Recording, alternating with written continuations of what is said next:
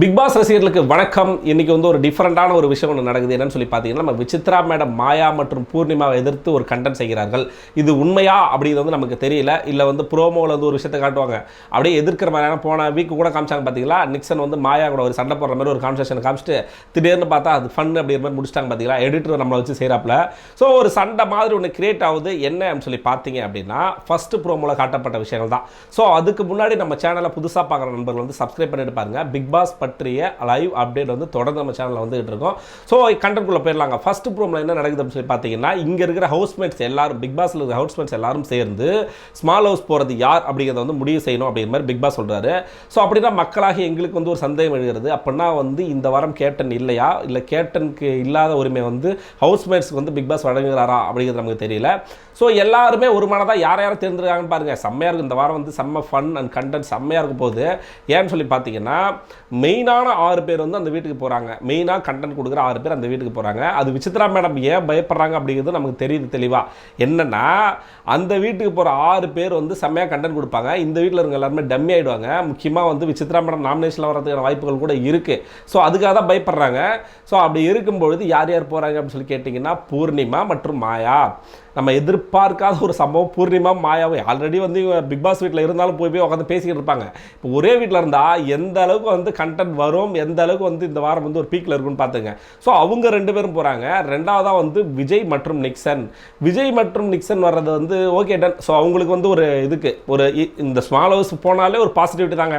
So அவங்களுக்கு தான் வந்து வெளியில் வந்து பாசிட்டிவிட்டி ஒன்று கிரியேட் ஆகும். ஸோ அப்படி இருக்கும்போது விஜய் மற்றும் நிக்சன் வந்து ஸ்மால் ஹவுஸுக்கு போகிறாங்க. அடுத்ததாக முக்கியமான 2 பேர் நம்ம அர்ச்சனா மற்றும் தினேஷ். அதாவது இந்த பேராக பிரிச்சுட்டாங்க பார்த்தீங்களா, அந்த மாதிரி எல்லா பேரையும் ஒரே இதில் போடுற மாதிரி ஒரு பிளான் பண்ணியிருக்காங்க. ஸோ அர்ச்சனா தினேஷ் வந்து பேர் இல்லை, இருந்தாலும் அவங்களுக்குள்ள வந்து ஒரு சிஸ்டர் பிரதர் அந்த சென்டிமெண்ட் இருக்குல்ல. ஸோ அதனால் வந்து அந்த கேங் அப்படியே உள்ளே போடுறதுனால இது யாருக்கு சாதகம்னு சொல்லி பார்த்தீங்கன்னா, ஸ்மால் ஹவுஸுக்கு தான் சாதகம்.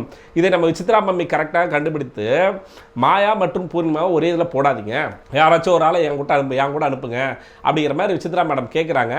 அவங்க நல்லா யோசிச்சு கரெக்டாக கேமை யோசிச்சு தான் வந்து அந்த விஷயத்த சொல்கிறாங்க. அதுக்கு என்ன விசித்ரா மேடம் சொல்கிறாங்கன்னா, வந்து இவங்க வந்து ஒரு தனி உலகத்தில் இருப்பாங்க. அங்கே போனாங்கன்னா மாயா மற்றும் பூர்ணிமா திரும்ப அதே சொல்கிறாங்க. ஸோ மக்களாகிய நமக்கும் சில நேரத்தில் வந்து என்னடா அது இவங்க என்ன பண்ணாலும் மாயா பூர்ணிமான்னு சொன்னால் என்னடா அப்படிங்கிற மாதிரி நமக்கும் தோணுது. எனக்கெல்லாம் அப்படி தான் தோணுச்சு. அவங்க என்ன, அதாவது யதார்த்தமாக ஒரு விஷயத்த பண்ணால் கூட அவங்க கேங்கு ஒன்று சேர்ந்து பண்ணுறாங்க அப்படிங்கிற மாதிரி ஒரு எதிர்ப்பலைகள் வந்து வெளியில் வந்து கிளம்புது அப்படின்னு சொல்லலாம். ஸோ அதுக்கப்புறம் பூர்ணிமா என்ன சொல்கிறாங்க அப்படின்னா, மாயா கிட்ட நீங்கள் முதல்ல என்கிட்ட டிஸ்டன்ஸ் மெயின்டைன் பண்ணுங்க அப்படிங்கிற மாதிரி சொல்கிறாங்க. இதை நான் நிறைய டைம் கேட்டிருக்கேன். பூர்ணிமா வார்த்தை சொல்லி மாயா சொல்லி நிறைய டைம் கேட்டிருக்கேன்.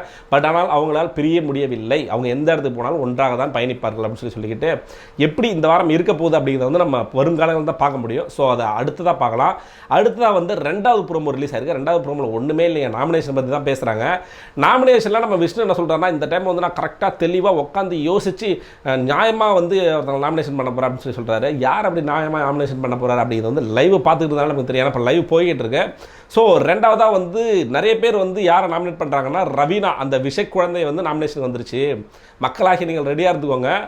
2 மிக்சருங்க உள்ளே வந்திருக்கு. யாருன்னு சொல்லி கேட்டிங்கன்னா, ரவீனா மற்றும் விக்ரம். கண்டென்ட் இல்லை, எதுவுமே சொன்னாங்க பார்த்தீங்களா, அதிர்ஷ்டத்தாலே ஒருத்தர் 75 நாள் உள்ளே இருக்காண்டான்னு சொல்லி பார்த்தீங்களா, அதுதான் நம்ம டைட்டில் வின்னர். ஸோ அவர் வந்து இந்த வாரம் வடியடிப்பு வைங்கள் நம்ம விக்ரமே ரவீனாவையும். அதுக்கப்புறம் வந்து தினேஷ் நிறைய பேரால் வந்து நாமினேட் பண்ணப்படுகிறார். அப்புறம் வந்து விசித்ரா மேடம் நாமினேட் பண்ணப்படுறாங்க. ஸோ அதனால் வந்து இந்த வாரம் கொஞ்சம் நல்லாவே வந்து ஒரு வெளியே அனுப்புறதுக்கு ஒரு ஏதுவான ஒரு 2 பேர் உள்ளே வந்திருக்காங்க. ஸோ அவங்கள பார்த்து வெளியே அனுப்புங்க. இருந்தாலும் நாமினேஷன் ப்ராசஸ்ங்கிறது லைவில் இப்போ தான் போய்கிட்டு இருக்கு. யார் வராங்க அப்படிங்கிறது வந்து முழுசாக பார்த்துட்டு அதுக்கு தனியாக ஒரு வீடியோ ஒன்று போடலாம். ஸோ அடுத்த வீடியோவில் உங்களை சந்திக்கும் வரை உங்களிடமிருந்து விடைபெறுவது நான் ஆனந்த்.